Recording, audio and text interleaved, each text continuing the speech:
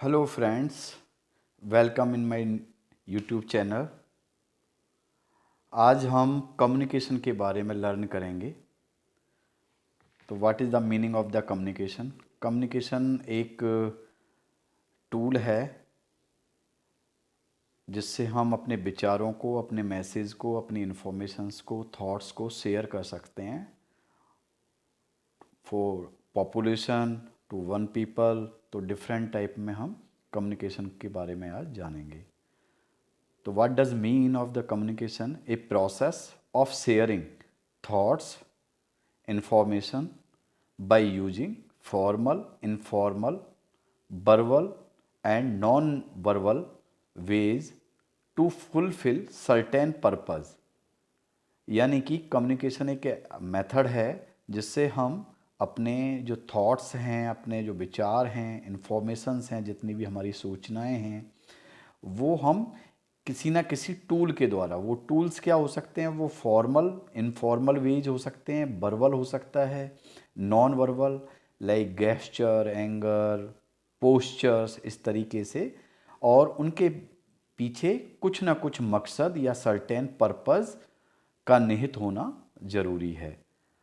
अब इसके एलिमेंट्स, यानी कि इसके किन किन चीज़ों की इसको ज़रूरत है, कम्युनिकेशंस के क्या कंपोनेंट्स हैं, क्या एलिमेंट्स हैं, तो वो हम SMCR प्रोटोकॉल या SCMR प्रोटोकॉल के द्वारा हम समझ सकते हैं। तो फर्स्ट पे आता है एस यानी कि सोर्स, जहाँ से कोई भी मैसेज, कोई भी जो आपका इन्फॉर्मेशन है वो निकल के जाएगी। तो इस सोर्स में आपका जो है सेंडर कुछ इन्फॉर्मेशंस, वो इन्फॉर्मेशन किसी भी रूप में हो सकती हैं। वो वर्बल रिटर्न डॉक्यूमेंट्स के रूप में हो सकती हैं, वो वॉइस के रूप में हो सकता है, वो किसी भी रूप में हो सकता है। तो वो फर्स्ट ऑफ ऑल जो इन्फॉर्मेशन को सेंड करने वाला है वो इनिशिएटर कहलाएगा। तो जो सोर्स है वो इनिशिएट करेगा एनी काइंड ऑफ इन्फॉर्मेशन को। सेकंड है आपका मैसेज। तो मैसेज में आपको contents some kind of information इसमें रहेगी। उस मैसेज में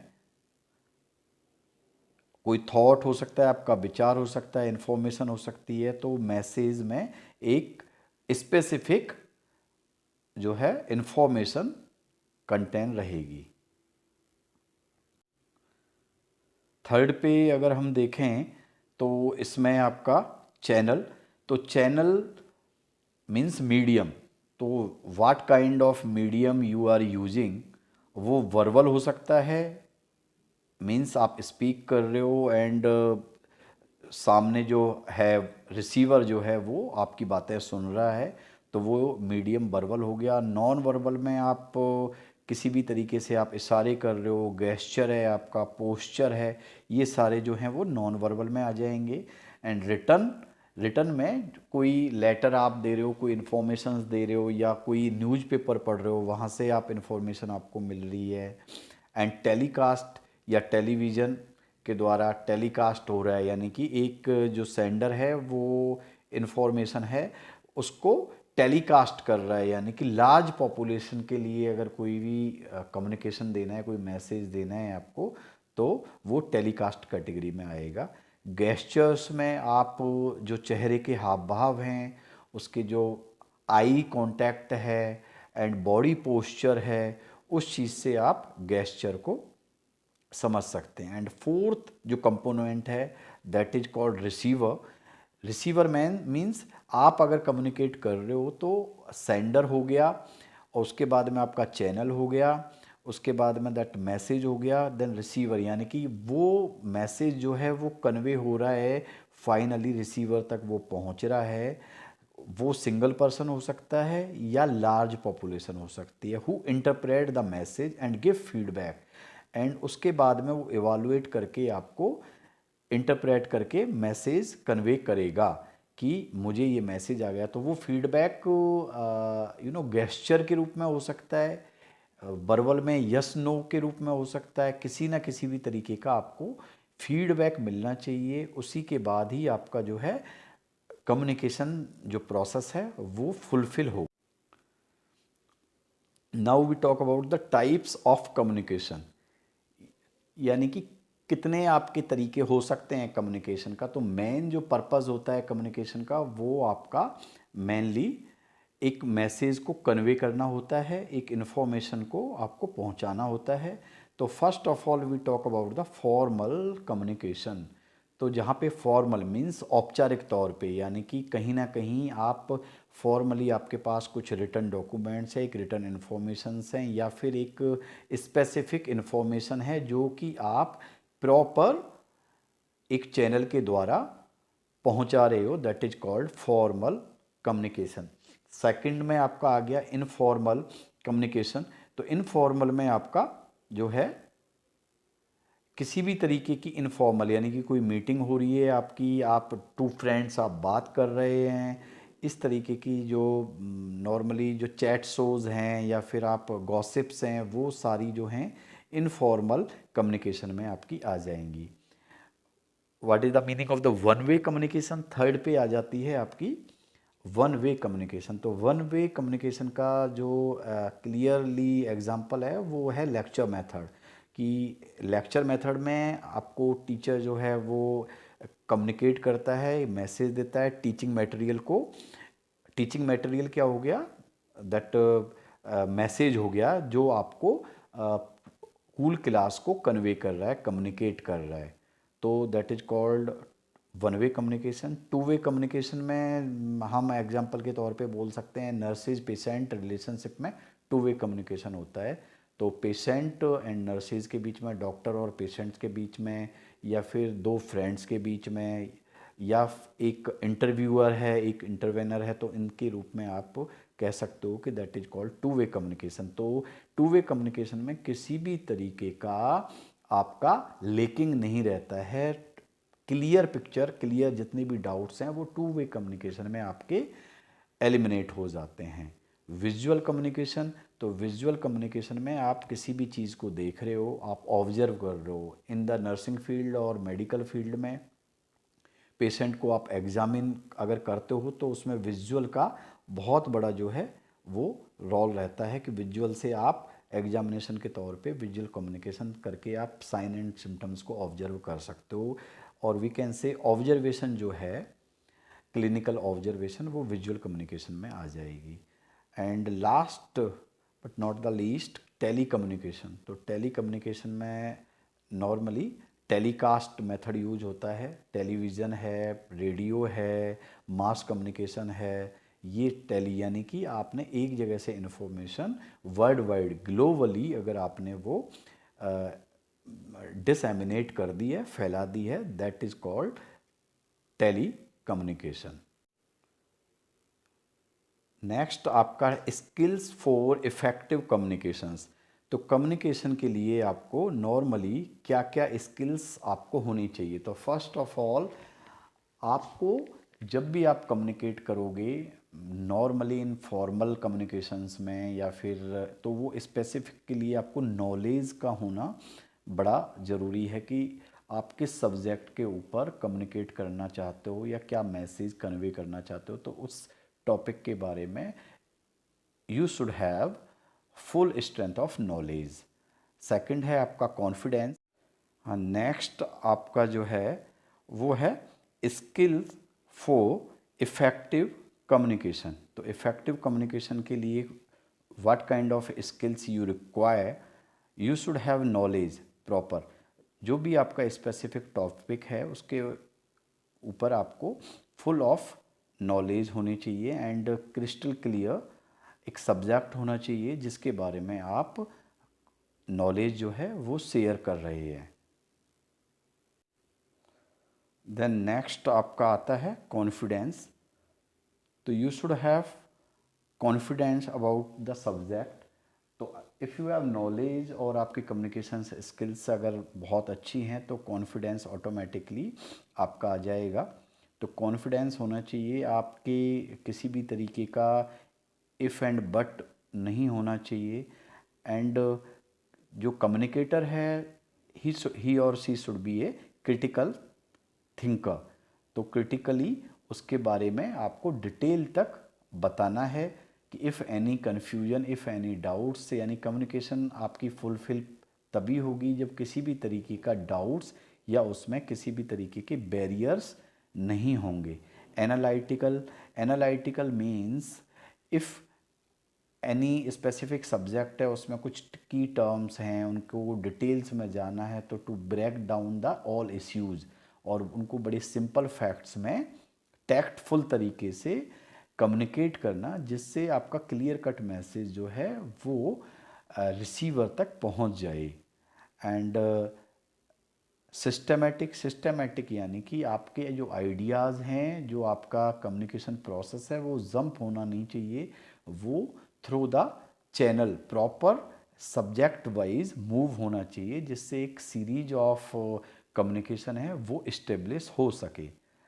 and empathetic, in case of the medical field, empathetic means आपका रिजल्ट ओरिएंटेड, पेशेंट फेवर में, ट्रीटमेंट फेवर में, एंड कंक्लूड तक जो है वो कम्युनिकेशन होनी चाहिए। उसमें सिंपैथी को अवॉइड करके एम्पैथेटिक जो नेचर है उसको फॉलो करना ज़रूरी है। And last, पर्पजफुलनेस। पर्पजफुलनेस मीन्स आपकी जो कम्युनिकेशन है, अगर फॉर्मल वे में है एंड नर्सेज पेशेंट रिलेशनशिप के अंदर है, तो वो पर्पजफुल होनी चाहिए। अगर उससे पर्पज सॉल्व नहीं हो रहा है तो उस कम्युनिकेशंस को हम इनफॉर्मल कम्युनिकेशन के तौर पे देखेंगे और वो फ्रूटफुल नहीं होगी। स्पेसिफिक होनी चाहिए। In the field of medicine आपकी जो भी कम्युनिकेशन है वो चाहे वो हेल्थ टॉक हो, हेल्थ एजुकेशन हो, कुछ इन्फॉर्मेशन शेयर करनी हो, प्रोसीजर्स के बारे में बताना हो, वार्ड रूटीन्स के बारे में बताना हो, तो वो प्रॉपर स्पेसिफिक हो। और आपको जिसको भी आप इन्फॉर्मेशन शेयर कर रहे हो या बात कर रहे हो या टॉक कर रहे हो, तो उसका कंसेंट भी आपको लेना है। एंड फ्री, किसी भी तरीके के जो बैरियर्स हैं उनको एलिमिनेट करना है। बी ऑन सब्जेक्ट, ऑलवेज जो है गॉसिप से बचना चाहिए एंड सब्जेक्ट पे ही आपको कंसंट्रेट करना है। ये हमने कम्युनिकेशंस को ओवरऑल एक पिक्चर हमने देख ली थी। अभी कुछ कम्युनिकेशंस में जो नॉर्मली हमें बैरियर्स आते हैं, बैरियर्स मीन्स जो कम्युनिकेशंस को ऑब्स्टिकल करते हैं, जो कम्युनिकेशन के प्रोसेस को बीच में रोकते हैं। कुछ ऐसे सब्जेक्ट हैं, कुछ ऐसा एनवायरनमेंट है, कुछ तो जो कि कम्युनिकेशन को फुलफ़िल नहीं होने देते। तो उस टाइम पे नर्सिंग स्टूडेंट्स को या फिर मेडिकल स्टूडेंट्स को उन बैरियर्स को ध्यान में रख के कम्युनिकेशन को इनबिल्ट करना चाहिए। तो फर्स्ट में आपका क्या है, फिजियोलॉजिकल बैरियर्स आ जाएंगे। किसी भी तरीके की अगर कोई पेशेंट है आपका, वो डीफ है या फिर ऊंचा सुनता है, किसी भी तरीके की प्रॉब्लम है फिजियोलॉजिकल, है ना, किसी भी तरीके की उसको वर्बल प्रॉब्लम है, हियरिंग में डिफ़िकल्टी है, विज़न में दिखने में प्रॉब्लम है, यानी कि किसी भी तरीके की फिजियोलॉजिकल प्रॉब्लम है उसको, तो ये सारी जो दिक्कत है, तो इन बैरियर्स को एलिमिनेट करने के लिए अलग से आपको टूल्स को यूटिलाइज करना होगा। तो फिजियोलॉजिकल में डिफ़िकल्टी इन हियरिंग आ गई, डिफ़िकल्टी इन विज़न आ गया, डिफ़िकल्टी इन स्पीच आ गया, डिफ़िकल्टी इन एक्सप्रेशन आ गया, एंड डिफ़िकल्टी इन पैल्पिटेशन आ गई, यानी कि आपको वो घबराहट हो रही है, अनईजीनेस हो रहा है, दैट एंजाइटी है। तो इस तरीके की जो है वो फिजियोलॉजिकल बैरियर्स में आपका आ जाएगा। When there is sensory deficit like auditory deficit, visual deficit, means message will not be conveyed और रिसीव्ड। तो इसमें आपने जो मैसेज आप जो देना चाह रहे हो वो वहाँ रिसीवर तक नहीं पहुँच रहा, और रिसीवर जो भी आपको फीडबैक या अपनी प्रॉब्लम स्टेटमेंट्स को कन्वे करना चाह रहा है वो आप तक नहीं पहुँच रहा। तो ये बोथ वेज में ये बैरियर्स जो है ये वर्क करें।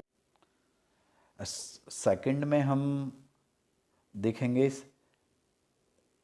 Psychological barriers. तो फिजियोलॉजिकल बैरियर्स हमारा हो गया। तो साइकोलॉजिकल बैरियर में आपका जो है emotional disturbance crisis, okay, Jaya T and share stress, it means कि किसी भी तरीके का इमोशनल क्राइसिस है, यानी कि कोई एंगर है या किसी भी तरीके की डेथ हो गई, वो अपनी इमोशंस को नहीं कर पा रहा, किसी भी तरीके की मेंटल डिसऑर्डर है, कुछ भी इमोशनल स्ट्रेस के कारण आपको बैरियर फेस करना पड़ सकता है। कुछ डिजीज़ेज हैं mentally, just like a neurosis, anxiety, depression, fear, level of intelligence. तो लेवल ऑफ इंटेलिजेंस का मीन्स है कि आप जिससे कम्युनिकेट कर रहे हो उसका जो इंटेलिजेंस है, लेवल जो है, जो समझने की जो दैट कैपेसिटी है, वो डिपेंड करती है कम्युनिकेशन पे। तो एंड लैंग्वेज है, कई तरीके के आपके जो वेरियर्स हैं वो लेवल ऑफ इंटेलिजेंस को करते हैं। एज है, ओल्ड एज में कई सेंसरी डिफिसिट हो जाते हैं तो लेवल ऑफ इंटेलिजेंस इफ़ेक्ट करता है। ईगो, सुपीरियर और इन्फीरियर कॉम्प्लेक्स, तो सम टाइम कुछ जो आपके ईगो इश्यूज हैं उसके कारण भी इश्यूज आ जाते हैं, कॉम्प्लेक्स इश्यूज आ जाते हैं। टैबूज़ हैं, कई तरीके के टैबूज़ हैं, फीमेल्स हैं वो अपनी प्रॉब्लम्स को मेल्स को नहीं बता पाती, कुछ दैट मेंटली जो घर के इश्यूज होते हैं उनको शेयर लोग बाग नहीं करना चाहते, हिस्ट्रीज़ को हाइड करते हैं, फैमिली कुछ डिजीज़ को एक्सपोज करने से पेशेंट जो हैं वो झिझकते हैं। तो ये सारे जो हैं बैरियर्स की कैटेगरी में आपके आए। तो थर्ड पे आपका environmental barriers, lake of ventilation है, अगर किसी भी तरीके का वेंटिलेशन में कोई इश्यू है, बहुत ज़्यादा पॉपुलेशन है, तो वो किस तरीके से आपको प्रॉब्लम को जो आपका दैट कम्युनिकेशन है या मैसेज है वो प्रॉपरली कन्वे नहीं हो पाएगा। लेक ऑफ लाइट है, एक्सट्रीम अगर टेम्परेचर है, प्राइवेसी नहीं है, आप किसी पेशेंट की हिस्ट्री ले रहे हो, किसी से बात कर रहे हो और वहाँ पे और अगर कुछ पर्सन और खड़े हुए हैं तो उनकी प्राइवेसी के कारण वो अपनी इन्फॉर्मेशंस को शेयर नहीं कर पाएगा। कंजेस्शन है, तो कंजेस्शन मीन्स किसी भी तरीके के बैरियर्स हो सकते हैं, वो मेंटल बैरियर्स हो सकते हैं, फिजिकल हो सकते हैं, टैबूज हो सकते हैं। तो उस तरीके इन प्रॉब्लम्स के कारण आपकी कम्युनिकेशन बैरियर्स आएंगे। फोर्थ पे अगर हम देखें तो कल्चरल बैरियर, तो कल्चरल बैरियर्स में आपके level of knowledge, level of knowledge and understanding, तो आपकी आप किस कम्युनिटी से बात कर रहे हो, उनके टैबूज़ क्या हैं, उनकी लैंग्वेज क्या है, उनकी लोकल लैंग्वेज क्या हैं, तो उनके बारे में आपको नॉलेज होना ज़रूरी है। अगर आप डायरेक्ट आपने जो नॉलेज है और आप अपने लैंग्वेज में अपने तरीके से सामने वाले के अगर परसेप्शंस को आप नहीं पहचानेंगे तो आप कम्युनिकेट अपना मैसेज कन्वे नहीं कर पाएंगे। पर्सनैलिटी ट्रेट्स हैं, कई पर्सनैलिटी ट्रेट्स आ जाते हैं, ईगोइस्टिक्स इश्यूज आ जाते हैं, कस्टम्स एंड बिलीफ हैं उनके, तो उनके बारे में आपको पर्टिकुलर स्पेसिफिक नॉलेज होनी चाहिए। तो these all are cultural barrier. Religion है, एटीट्यूड है एंड लैंग्वेज है। एक जोहान्स एक कैटेगरी है, वहाँ पे वो किसी भी तरीके की ब्लड प्रोडक्ट्स को रिसीव नहीं करते हैं। ऐसे अलग अलग रिलीजन वैल्यूज़ होती हैं।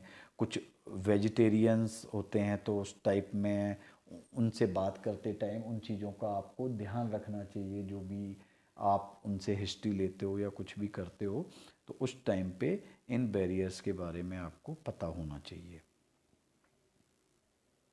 तो मेनली आप देखिए आपका एजुकेशन है, मोटिवेशन है, काउंसलिंग है, हेल्थ प्रमोशन है, इन्फॉर्मेशन कन्वे करना है। तो ये जो सारी चीज़ें हैं आपकी रिसर्च में आपका इम्पोर्टेंस बहुत ज़्यादा हो जाता है। तो इस तरीके से आप कम्युनिकेशन को कर सकते हैं। तो फर्स्ट पे आपका information, education, motivation, persuasion means convincing and influencing the individual, यानी कि आप इन्फ्लुएंस कर रहे हो किसी इंडिविजुअल को, मोटिवेट कर रहे हो। काउंसलिंग, तो काउंसलिंग में कम्युनिकेशन का बहुत बड़ा रोल है। हेल्थ काउंसलिंग होती हैं, डिजीज़ काउंसलिंग होती हैं, जेनेटिक काउंसलिंग्स होती हैं, एंटीनेटल, पेरीनेटल, पोस्टनेटल काउंसलिंग होती हैं।